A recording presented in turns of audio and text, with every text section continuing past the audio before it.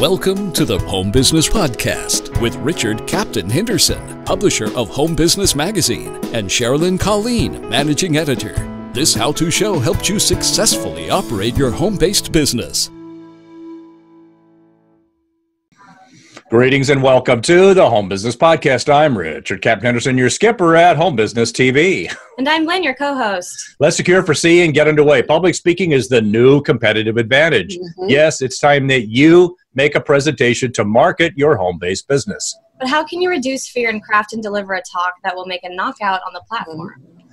To make a knockout presentation, you'll need poise, the language of assurance, a compelling talk, and be able to size up your audience and overcome fear. There are key principles in making a knockout presentation, and Diane DeResta joins us today to talk about your presentations. Diane is the author of the appropriately named Knockout Presentations, and she exhorts you to present or perish. So greetings, Diane DeResta. Welcome to the Home Business Podcast. Thank you. It's great to be here. Thanks for coming on our show. Thanks for connecting in. So where are you dialing in from today? From New York City. So what part of New York? Downtown Manhattan? Or I'm downtown Manhattan right now. The financial district is where my office is. The windiest place of the island. Very cold. Yeah, I went there for a college visit once. Well, that's an overwhelming, it's an overwhelming say, but I did have a chance to get down to the Wall Street, and it is impressive. Yeah. I'm right near the bull. There's a big statue of a bronze bull. I had to walk around for like 20 minutes trying to find that bull. I was on a mission to find the bull, and I finally found it. Found it. Now there's a little girl as well, standing like this. Well, let's start with the basics, Diane. Please discuss the elements of an effective presentation. Well, there are several elements of an effective presentation, and the first thing is you've got to have laser-like focus. And so when people are going all over the place, it's because they don't have a clear outcome. So the first thing that you need to do is to fill in the blank. At the end of my presentation, the audience will blank. The answer to that is your outcome, and you start with that. When you're clear about your outcome, everything that you deliver or you craft will lead you to that outcome. The second thing is realize that delivery sits on structure. So you've got to have a solid structure or foundation. And so in my book, in chapter 6 and 7 on listener communication, I show people step by step how to fill in the blanks so that you are going from what's important to the listener, being listener-centered, and leading them through a process. And the other piece is the delivery. You can have something great on paper, but does it read for the ear and not for the eye? So all of those things are about being emotional, being connected, making an eye connection with your audience, having animation. So all of that is important. But let me give you a quick, simple formula. I call it the YAM formula. Know yourself. What do you call that? What kind of formula? YAM, Y-A-M. Okay. I know Thanksgiving's coming up. All my metaphors are food, but it stands for know yourself, know your audience, and know your message, YAM. And it's really that simple. So a compelling presentation focuses on you as the presenter. It focuses on delivering the message to the audience and having a message that is clear and compelling. So you got to, there's a lot of structure, and get away from that personal focus and get focused on your client and your audience and who you're trying to reach. But you also mentioned a good word there, compelling. So Diane, what are the important parts of a compelling talk that will keep your audience engaged? Well, one of the things that is most compelling is storytelling. So instead of telling a lot of facts, tell a story instead. People get engaged immediately. In fact, it's a great way to start a presentation because people are a little defensive. And when you tell a story, their defenses drop and you draw them in immediately. Is that why politicians are always telling stories? What do you stand for on the budget devils? I want to talk about when I was a kid, Yes, right. Yeah.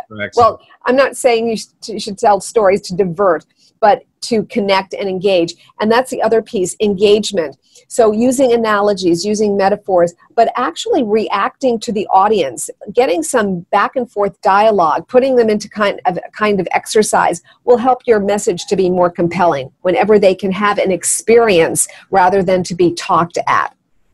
So, even if you're speaking to a larger audience, you can still interact with them. Absolutely. And pay off that energy. It doesn't have to be just a presentation across the table. That formula would work with any size. I do something with large groups where I have them stand. I take them through an exercise. It's very quick, but it's an aha for them, and they like it. So whenever you can get people moving or even talking to the person next to them for 1 second, it helps.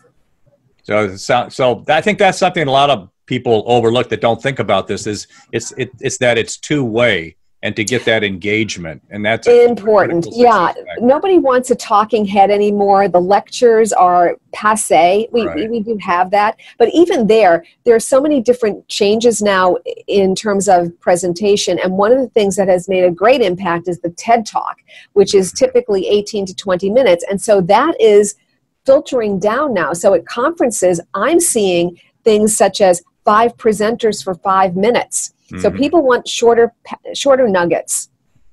Yeah, and you can really see in those. I've watched a couple of those TED Talks. You really can see how you don't even have to be watching what they're saying, hearing it. They're almost communicating with you in the way they move and in their gestures. I was just working with someone before this meeting with both of you, and she said, "Oh, this is acting." And I said, well, it is a performance. It's a performance. You can't just get up there and blather.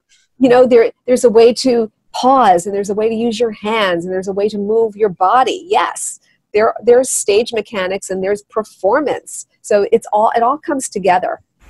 Yeah, everybody wants to be entertained. Well, before moving on to our next topic, I'd like to highlight this show's sponsor, Little Jimmy's Italian Ices and Push Carts. Start up a business selling their delicious and healthy Italian ices. Easy transport. Cart fits in most minivans or SUVs. No experience required. Rated A+ by the Better Business Bureau. For more info, call 800-763-4348 or visit ItalianIce.net or our podcast website for more information on sponsors. Language is so important to break through all the online clutter. Diane, what is the language of assurance? Well, the language of assurance or confidence, I wrote actually in chapter 2, which is sizzle and steak. And the big mistake people make is they use wimpy words or weak speak, and it sounds like this. So hopefully I've tried to convince you that perhaps if you don't mind, we can sort of get together. And what have you said? Hopefully a bad word. Yeah, exactly. With hopeful. Take hopefully out of the equation. So I have a column of wimpy words and then more definitive or what I call power words. And those are words such as I'm confident, I recommend, I know, it is. So take out all of those modifiers like only and just and kind of and feel because they don't serve you. So when you're confident, you tend to use language like that. So like on this assurance, does it also be helpful to be, brevity, Shakespeare saying brevity is the soul of wit. Does it help to try to cut down? Absolutely. I have to tell you that I was interviewed by the Wall Street Journal in last December, and she called it over talking can kill your career. And the way I got quoted is I spoke with her and she said, well, tell me what's going on in your business. What are you noticing? And I said, the last 3 executives I coached couldn't get to the point. They were all over talking. And so it's a serious problem. They pay me to help people to stop that because the language of business, the language of leadership, executive speak is speaking with brevity. It's getting to the point. Oh yeah, I learned that in the military. You get your toes shot off if you ramble. You learn that one the hard way. Well, time is everything, and the customers never seem to have enough of it. Diane, how can you give a speech in 60 seconds or less? By being organized, I have a template that I call listener-centered communication. And if it's if the content is short, you can do it in 60 seconds. But absolutely, the opening should never be more than a minute. And I actually have people in my seminars time me. And I'll say, I'm going to give you this opening, and I want you to time me. And it's usually under a minute. I also have a template for storytelling, where you talk about the challenge, the action, and the results. And I've done that in 1 minute as well. So if you're concise, if you're clear, you're going to be compelling. I think also, though, at the timing, you want to maybe adjust the amount of time based on where it is you're at. So like the intro, you want to keep it less than a minute, but sometimes the storytelling is really powerful. Can you stretch that out a little bit more? and sure, put more time in that if it's making a good connection with your yes, audience? because the TED Talks are 18 to 20 minutes, so absolutely.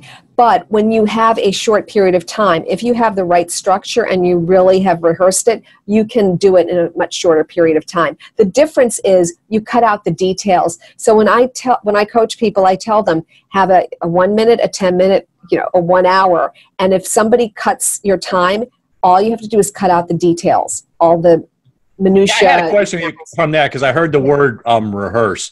I think it's really, really valuable, and you kind of pick it up subconsciously to really rehearse what you're going to say, at least your script, and that helps to move things along. What do you think about the importance of rehearsing?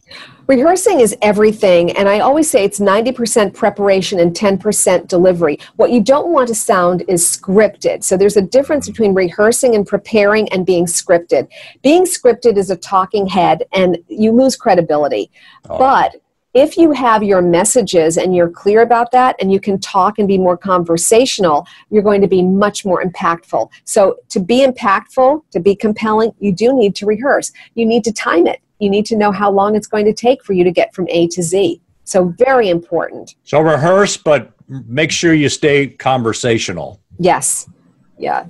Don't memorize every single word. And as you said when you first opened, speaking is the new competitive advantage. And I've told people that what's different today is there's more competition and everything is commoditized. So even if you have some unique product or service, it's just a matter of time before it's duplicated. So what separates you from the pack is your presentation. It is a powerful tool and nobody can avoid it anymore. And I've also been saying for a number of years that today's presenters need to be broadcasters.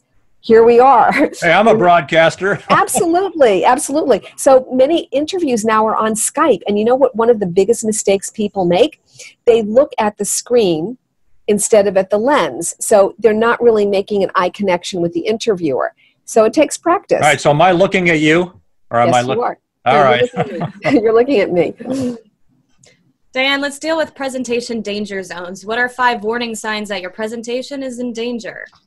Oh my goodness, 5 warning signs. Well, one, are they on their cell phones? That actually, it depends. If it's millennials, they're on the phone anyway. So what you do there is you engage them. I actually tell people that if I see them on the phones, I expect them why can't you just scold them from the stage and tell them? No, I tell them, if I see you on the phone, I know that you're tweeting me and my handle is @SpeakingPro. So I try to engage them. But, one of the things you can do is polling, so that they are engaged and they're on their phone. So that's one thing. If there are more people on their phones than looking at you, that's a danger sign. Another one is if you hear a lot of rustling and throat clearing, again, there's something going on. They're restless. Other danger zones, you're going over your time. Don't do that. If you find that you're going over your time, cut it short and jump to the conclusion. Trying to think of that was 3, correct? Mm-hmm. Other danger zones that your presentation is in trouble, you haven't prepared, and so you're winging it and you're struggling and you're losing your train of thought. Not a good thing to do. So have a backup. And another one may be that your slides or your technology is failing. So for there, you need to have a recovery strategy. Always have a backup. Yeah, so let's talk about that a little bit. So worst case, your presentation does kind of crash and burn. How can you recover from a crash when you're making after you've made a presentation? Well, the best thing to do is to recover with grace. Acknowledge the elephant in the room. Instead of getting flustered, just talk about what happened. That might get some humor from the audience if you do. Absolutely. You know what I once said to a woman, what is your greatest fear? And she said, well, what if I trip when I get up to the front of the room? So I said, all right, let's imagine you do. What could you say? How about, I want you to know I've been practicing that entrance for weeks. Or never let it be said that I don't know how to make an entrance. Guaranteed they will laugh, even if it's not funny, because there's tension and now you've broken the tension and it's comic relief. So they will love you for being humorous or being lighthearted. Nobody will fault you if you handle it with grace. Mm-hmm. I have knocked over flip charts. I leaned back on the desk and knocked over coffee. You incorporate it. You can turn some lemon into lemonade if you word it right. Yeah. Because you know what? We're all going to have those times when we screw it up. And it's how do you handle it? Right. Diane DiResta, this has been a great discussion on making a knockout presentation. Do you have any final points you would like to share? Yes, the best way that you can be a knockout presenter is to get this book, Knockout Presentations, because it was written as a seminar in a book. So it has everything from soup to nuts, and it's been called the Bible of Public Speaking. And remember the YAM formula. Know yourself, know your audience, and know your message. It's really that simple. Don't complicate it. And one last thought. If you are nervous, realize that you are being self-centered because it's all about you. Get over yourself and put the focus on the audience because it's about them, not about you. Now, I got to ask a silly thing that just popped into my head. I remember like one of the public speaking things they said, remember your audience. Just think of them in underwear. Is that still a... Well, you know, it's still in my book. I should take it out because it really is old school. But it's really... Get over your own self-consciousness because you're really thinking about the future and what could go wrong. What you need to do is come into the present moment and be with them right here, right now. I had a chance to take a look at that book, and it really hits these points. You hit them cogently and with precisely and precision. So it's a good, easy read to to get up to speed quickly. Well, I appreciate that. Thank you. Well, Diane DiResta, thanks for being such a great guest on the Home Business Podcast. Thank you for having me. Yes, thank you. To learn more about Diane DiResta and our book, Knockout Presentations, visit diresta.com or our podcast website for more information. Thanks for joining us on this episode of the Home Business Podcast. Share your feedback with us on Facebook, Twitter, Instagram, and at our website, homebusinessmag.com. Visit the website for information on advertising. Subscribe free to our newsletter. Please visit our sponsors. For more information, visit homebusinessmag.com or the Home Business Expo at homebusinessexpo.com. I'm Richard Captain Henderson saying anchors away. We'll talk with you soon. Until then, make it a great home-based biz day.